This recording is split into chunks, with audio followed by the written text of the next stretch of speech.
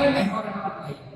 Beliau ketika satu malam, guru saya menceritakan salah satu karomah Imam Ghazali, pena beliau itu bisa nyala. Kalau orang dulu kan nulis pulpen itu harus nyelupin ke tinta. Ya, jadi setiap beliau menyelupkan dan tulis di malam hari, ujung tinta beliau itu nyala. Kalau sekarang nggak heran ada pulpen begitu ditekan nyala karena ada batu baterainya. Itu Imam Ghazali penanya bisa nyala. Ketika beliau menulis kitab, hampir setengah halaman tiba-tiba ada yang namanya laler. Mungkin laler karena haus, yang namanya laler kan nggak bisa bedain mana kopi mana tinta. Sama bapak-bapak kuliah subuh berangkat, kenapa? Belum ngopi. Akhirnya apa? Ngantuk bedain kopi mana kadang-kadang suka lupa. Akhirnya apa? Disangka kopi diminum ternyata lengket. Akhirnya kalau kata orang Betawi ngebak-ngebak gitu. Gak bisa terbang, hampir nyaris mati, diambil sama penanya, ditaruh di tempat kitab yang udah ditulis. Akhirnya di kepak-kepakan saya habis setengah halaman yang udah ditulis kitab itu hancur. Apakah marah? Tidak. Akhirnya lalar bisa terbang, Imam Ghazali mengucapkan alhamdulillah. Ya kalau kita yang kebetulan menulis kitab setengah halaman, kemudian dirusak sama kitab sama lalar, kira-kira kita terbang atau kita ketok? Apalagi musim panas, kadang-kadang saya masih ingat lagi kecil tuh kalau musim panas banyak nyamuk. Dulu belum ada Python, paling dari tutup panci pakai minyak. Ya, kita buat apaan? Nangkepin nyamuk di rumah habis, kita pergi ke luar, padahal nyamuk nggak apa-apa itu juga. Artinya apa? Begitu terbang, akhirnya malam hari dapat hati Imam Ghazali bahwa Allah ridho karena Imam Ghazali memberikan apa? Rasa kasih sayang kepada makhluk Allah yang namanya laut. Bahkan kita sering dengar ada sebuah cerita, ada seorang pelacur yang dapat ampunan dari Allah gara-gara ngasih minum seekor anjing. Coba lihat, pelacur adalah makhluk kadang-kadang manusia yang dianggap hina oleh masyarakat. Anjing pun begitu di tengah masyarakat, kita namanya umat Islam nggak mau dekat-dekat anjing, ya kan? Tapi Allah ampuni ini pelacur gara-gara memberikan minum buat sang anjing karena rasa rahmatnya, rasa kasih sayangnya. Makanya kenapa guru saya bilang sering katakan, kenapa orang dulu kok hidupnya berkah?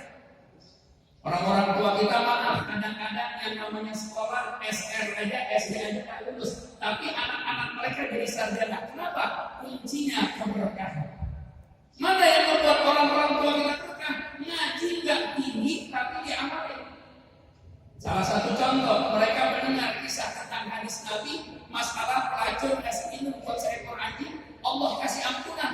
Makanya orang-orang dulu tiap rumahnya di depan rumah pasti nyiapin teko sama beras. Ya, jadi di depan rumahnya tuh ada meja, ada teko sama.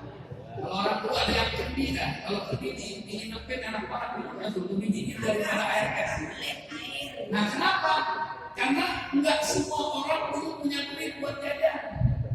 Saya masih ingat Pak, saya asli Kebon Nanas. Itu ada tukang pagar dulu kan jadi tebak-tebakan tuh tukang apa? Cuma kakinya doang, kepala sama badan nggak ada. Tukang pagar kan kalau yang namanya panggul pagar kakinya doang nggak ada. Yang namanya mau belok nggak ada set lagi. Itu kalau mereka jalan dari Bogor, kadang dari Depok sampai Kebon Nanas capek. Yang namanya makan, yang namanya jajan nggak punya duit. Karena orang-orang sekitar, orang-orang Betawi nyiapin air, dia tinggal minum. Kalaupun jajan di warung, di roti atur, minumnya 3 gelas, insya Allah kenyang. Sekarang udah hilang begitu Pak, betul apa enggak? Orang yang di depan rumahnya naruhin air buat orang lain udah jarang. Kenapa? Satu, emang mungkin gak disampaikan ke orang tuanya. Yang kedua, serba salah. Kalau kita sekarang taruh teko sama gelas, kadang-kadang bukan airnya yang habis, teko-tekonya hilang. Nih, makanya apa? Sebisa mungkin amalan yang bisa kita kerjakan, kerjakan. Kenapa? Boleh jadi amalan yang dianggap remeh oleh orang lain, karena itu terdapat ridho Allah Subhanahu wa Ta'ala. Bahkan ada yang lebih ekstrim. Dalam sebuah kitab ada seorang ulama namanya Imam Ahmad. Imam Ahmad tuh kalau belajar suka lewat desa. Satu ketika akhirnya jembatan itu hancur, akhirnya dipakai getek. Kalau orang yang Ciliwung dulu kan kalau mau nyebrang pakai getek. Sekali nyebrang pakai getek sekarang tuh Rp1.000. Jalanlah nyebrang Rp1.000. Sampai di tempat awal, di tempat tujuan, tahu-tahu di tempat awal beliau dengan orang bersih.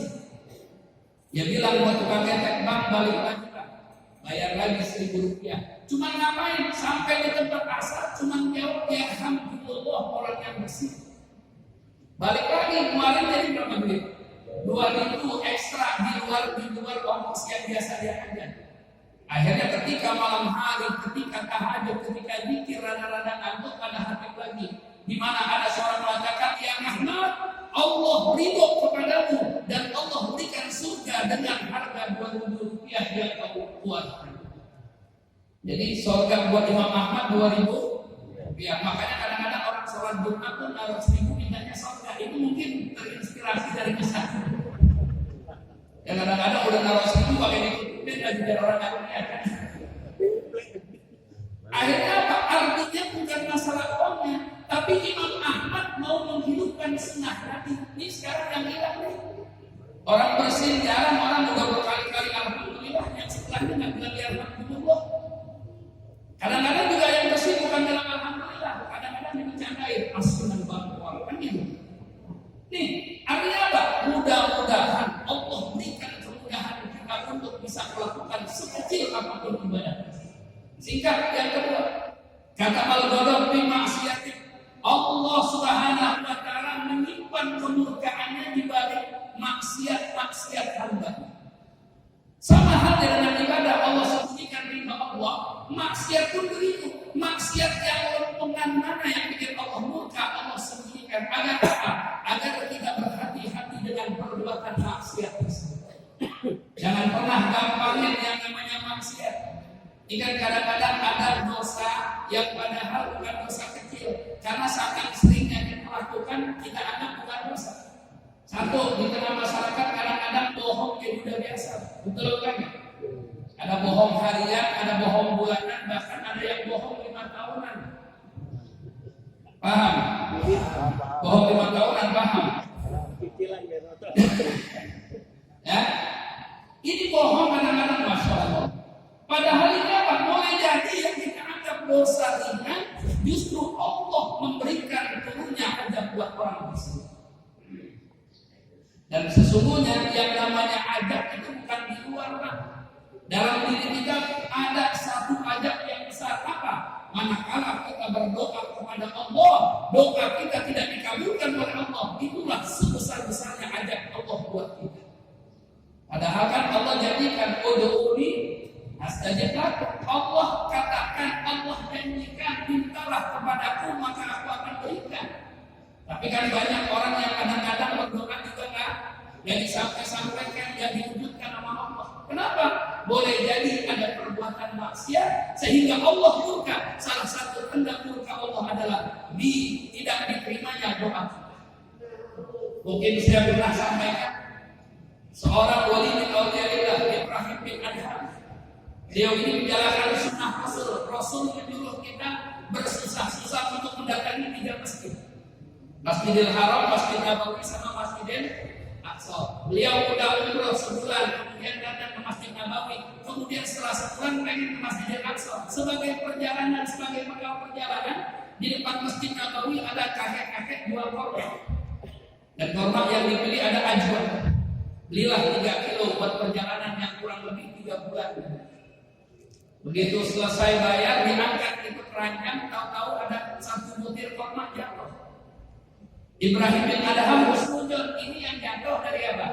Dari kantongnya, akhirnya dimakan, dia jongkok makan. Jalanlah singkat 3 bulan sampai Masjidil Aqsa.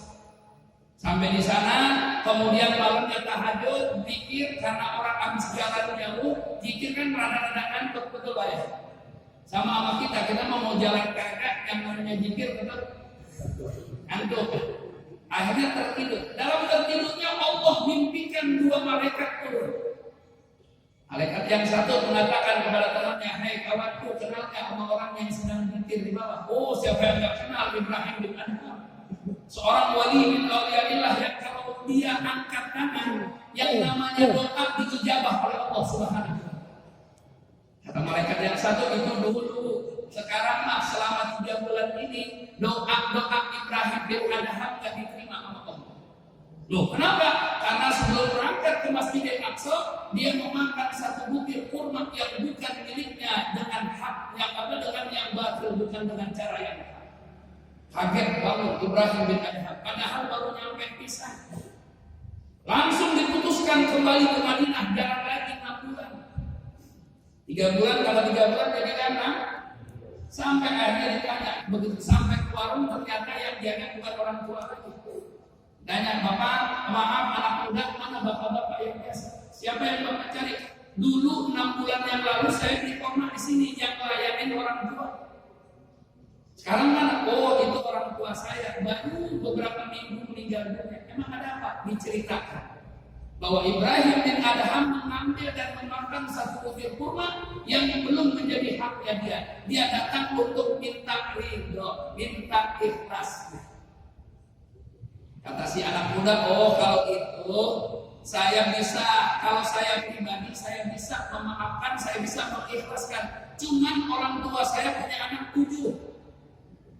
Saya nggak bisa mewakili 6 saudara saya untuk meridhoi. Kenapa? Karena korma yang satu itu udah jadi harta waris. Saya nggak bisa mewakili. Kalau mau dapetin 6 saudara saya, ternyata jauh-jauh Pak. Ada yang di Cinere, di Limau. Jalanlah ternyata waktu 1 tahun baru bisa tuntas 6 saudara tersebut. Akhirnya singkat dia balik lagi 3 bulan, berarti hampir berapa? Hampir 2 tahun. Begitu malam dikir lagi karena kecapean, tertidur lagi, datang lagi 2 malaikat sambil tertawa. Dia katakan, saat ini semua doa Ibrahim bin Adham diterima oleh Allah Subhanahu wa taala. Masya Allah. Ini kadang-kadang kan ringan Pak, termasuk saya. Kan kadang-kadang kita kan jadi orang benar langsung ujuk-ujuk benar betul. Lagi kecil kita suka bandel, saya kalau begadang. Yang namanya di kampung dulu ayam itu nggak ditaruh di kandang dulu, taruhnya di pohon, betul nggak? Atau minimal lagi yang namanya kita begadang, anak-anak proyek sekolah, begitu yang namanya waktu-waktu malam lapar, musim buah-buahan jalan bertiga. Yang punya pohon mangga Pak Haji, kita teriak, Pak Haji kita buah, teman saya jawab, ambil jangan semua ya. Ini kadang begitu. Padahal boleh jadi sesuatu yang diharapkan oleh Allah yang berupa maksiat menyebabkan Allah murka kepada kita. Yang kemudian yang ketiga, kata al-maut fil umur. Allah sembunyikan maut di antara umur-umur kita. Artinya yang namanya kematian pasti kullu nafsin dha'iqatul maut. Cuman waktu dan cara matinya kita enggak tahu. Kayak sekarang orang lagi apa nih? Lagi takut sama virus corona. Padahal yang namanya Allah kalau mau memberikan kematian buat orang nggak pakai syarat mati kan? Boleh jadi orang lagi seger, habis ngobrol sama kita tahu-tahu di tempat saya Pak Sukajaya udah lama 2 bulan yang lalu musim orang meninggal. Sehari 3 orang meninggal. Kalau sampai ada tuh kita ngaji taklim. Ya yang ngajar kayak di Burhanuddin Mamduki di masjid saya. Isa masih berngaji, subuh meninggal. Diumumin tuh orang kaget. Semalam sebelah saya. Udah sholatin jam 10 karena meninggalnya kan.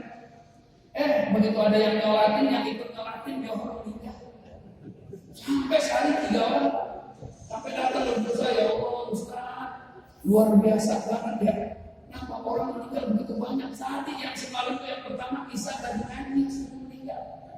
Kata Ustaz saya itu mah biasa, yang luar biasa meninggal Isa subuh ikut ngaji itu yang luar biasa.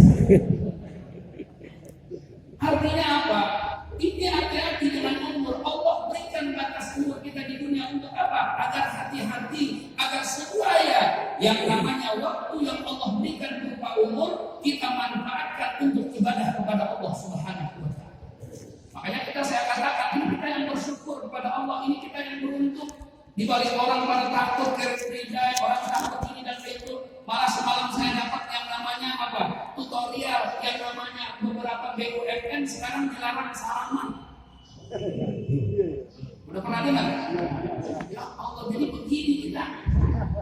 Padahal kata Nabi yang namanya salaman tidaklah orang yang dapat berjabatan tangan kecuali apa? Dosa di antara keduanya digugurkan oleh Allah. Sekarang orang lebih takut yang saya katakan tadi dengan makhluk ketimbang Khalik. Padahal kita nih orang Betawi udah sering dawam istiqomah baca Ratibul Haddad, baca Ratibul Aqdas. Ada salah satu bait di antaranya Bismillahirrahmanirrahim la yadurru ma'asmihi syai'un bil ardi wa la bis sama'i wa huwas samiul alim. Ini jaminan dari Allah, jaminan dari Rasulullah sallallahu alaihi wasallam. Bahkan ada sahabat Rasulullah namanya Abu Darda. Abu Darda punya istri Yahudi masuk Islam karena Yahudi masih ada rada-rada selek. Itu Abu Darda setiap hari makan minumnya dicampur racun. Niatnya buat bunuh Abu Darda. Udah dikasih makan seminggu nggak mati-mati. Yang tadinya bini diem-diem akhirnya ngomong dibilang, bang bahasa Depok nih, abang orang apa bukan sih? Memang apa? Setiap makan minum saya racunnya itu abang nggak mati-mati. Senyum Abu Darda. Wahai istriku, sungguhnya aku telah diajarkan oleh kekasihku Muhammad Rasulullah SAW setiap pagi dan sore membaca satu doa. Bismillahirrahmanirrahim la yadurru ma'asmihi syai'un bil ardi wa la bis sama'i wa huwas. Ada yang mengatakan 11, ada yang mengatakan 21. Kalau kita baca pagi, Allah jaga kita sampai sore hari. Siapa yang baca sore, Allah jaga sampai pagi hari. Gak ada sesuatu yang bisa menyentuh kita, baik itu wabah, baik pun sesuatu kecuali dengan izin Allah. Oh, kata istrinya begitu. Gara-gara asbab Bismillahirrahmanirrahim. Makanya kata guru saya Habib Fikri bin Abdul Qadir Al-Haddad, kalau mau nyoba-nyoba ratib udah masuk belum ke diri kita, nah sekali-kali kita suruh racunin kita. Agak gitu maksudnya. Artinya apa? Kita penangkal udah dikasih kok. Kenapa? Rasa was-was berlebihan, akhirnya lebih takut dari segala sesuatu. Padahal kalau Allah mau nyabut nyawa kita, nggak perlu pakai corona, bisa aja dengan penyakit yang lain yang kadang-kadang kita nggak pernah pikirkan. Kan saya juga diijazahkan sama guru saya, ini ijazah dari seorang ulama besar, Al-Habib Salim bin Abdullah Asy-Syafii. Itu udah maksud di ulama-ulama, siapa orang yang hobiah subuhnya membaca rakaat pertama Alam Nasrah, yang kedua Alam Tara Kaifa, maka Allah jaga dari penyakit-penyakit yang besar. Ini terutama di lagi saat sekarang. Masya Allah, di Indonesia belum separah Kuwait. Di Kuwait muadzin diizinkan adzan, tapi orang-orang nggak diizinkan sholat berjamaah. Masya Allah. Jadi apa yang dikatakan Rasulullah sekarang terbukti. Masjid megah tapi isinya. Makanya benar kata orang-orang dulu itu yang namanya bangun masjid kayak bangun perumpatan. Orang dulu kan perumpatan nggak dari stainless, ala yang meninggal baru nebang bambu. Nebang bambunya rame-rame kan? Rame-rame, lukurnya rame-rame. Tapi begitu udah perumpatan jadi, siapa yang masuk duluan? Orang bangun masjid akhir zaman percis kayak orang bangun perumpatan dulu. Masjid mau dibuka, semuanya berebut. Saya Senin 10 saat, saya pasir setrek. Begitu masjid udah jadi, mendorong-dorong. Makanya apa? Mudah-mudahan nih, insya Allah kalau masjid Al-Mujahidin, namanya aja Mujahidin dari kata jahat, semangat banget udah. Ya kadang-kadang belum ajak aja udah pada ngantri keluar. Ya, makanya sedih. Makanya kita alhamdulillah suruh gini banyak. Kenapa? Buya Hamka pernah mengatakan, kalau mau lihat orang Islam, lihat Idul Fitri. Kenapa? Siapa juga kalau Idul Fitri pada apa? Tapi kalau mau lihat orang yang beriman, lihat sholat subuh.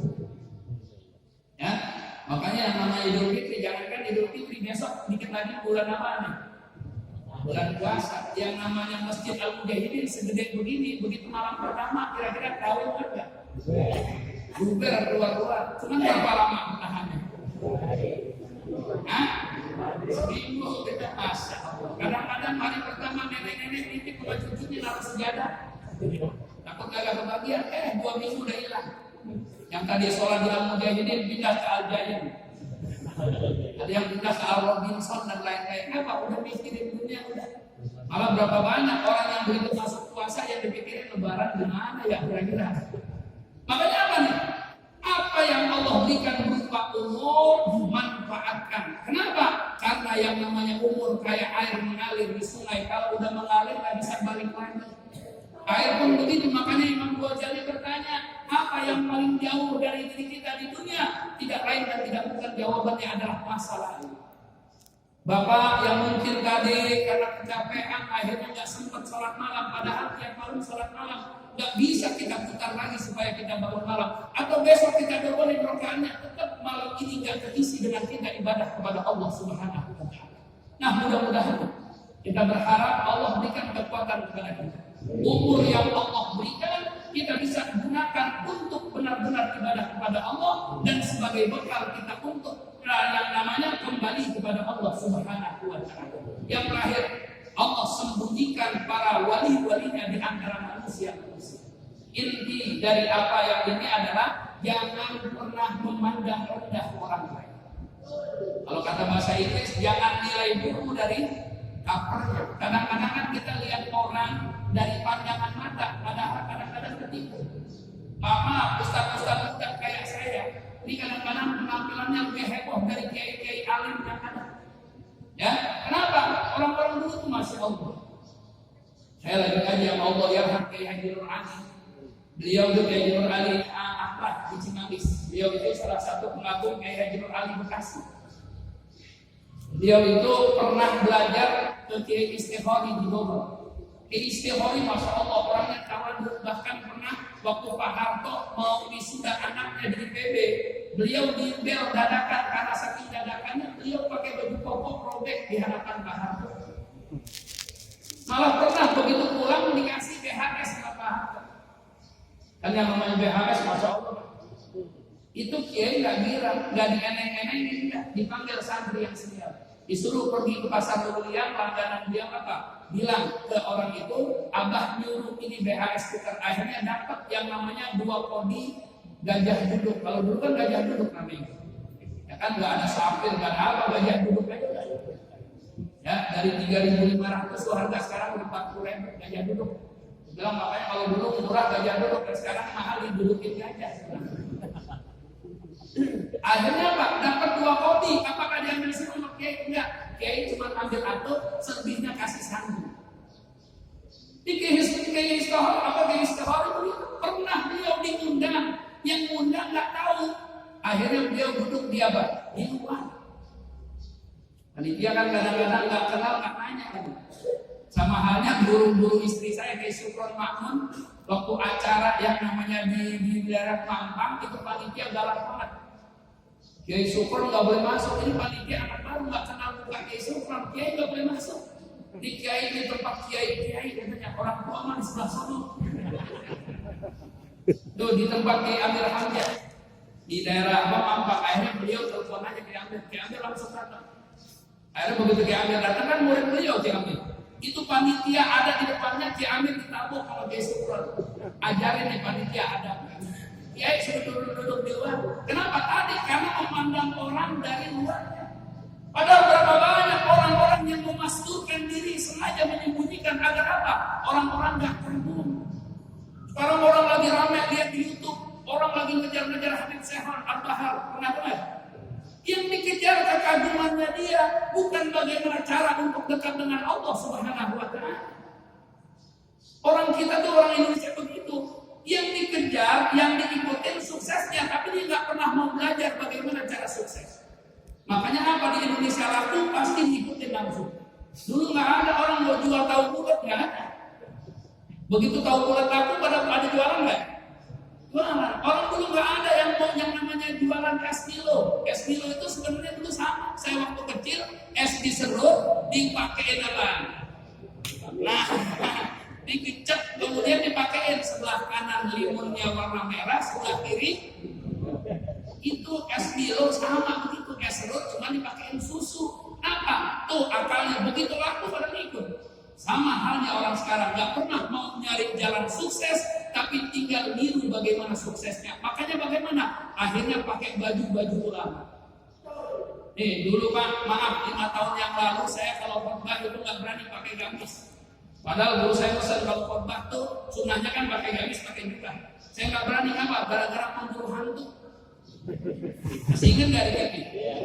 Memburu hantu, nangkap setan pakai gamis, pakai jubah, pakai eagle. Kerjaannya berantem sama setan. Kan orang nggak lihat. Jadi saya pikir yang setan dia apa siapa ini? Habis bersihin rumah, itu yang tuan rumah nggak dikasih nyitir, dikasih stiker bahwa rumah ini dalam pengawasan. Ini yang diawasi setannya apa yang punya rumah kira-kira.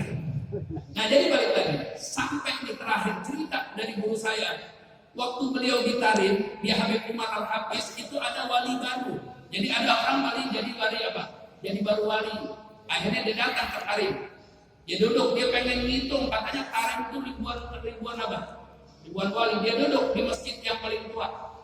Datang orang ditulis satu. Sampai baru 5 menit udah ada 100 wali. Gak lama ada orang bawa sayuran pakai gerobak.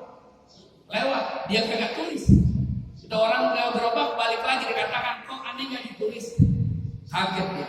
La ya'riful wali illal wali. Padahal nih tukang gerobak gak tahu itu orang lagi tulis tentang wali-wali, tapi dia tegur orang yang nulis itu yang baru diangkat jadi wali. Kenapa gua gak ditulis padahal gua wali maksudnya? Artinya apa? Kalau orang yang sudah punya kemuliaan saja bisa khilaf, apalagi diri. Nah, mudah-mudahan setiap minggu kita duduk dengan ulama-ulama kita, guru-guru kita. Mudah-mudahan Allah luruskan hati kita. Jadi kita nggak seujud, kita nggak gampang merendahkan orang lain. Kita tidak pernah memandang orang dari penampilannya, tapi karena Allah juga hanya melihat orang dari hatinya. Nah, mudah-mudahan sekali lagi kita doakan, mudah-mudahan guru-guru kita Allah sehatkan badannya, dipanjangkan umurnya,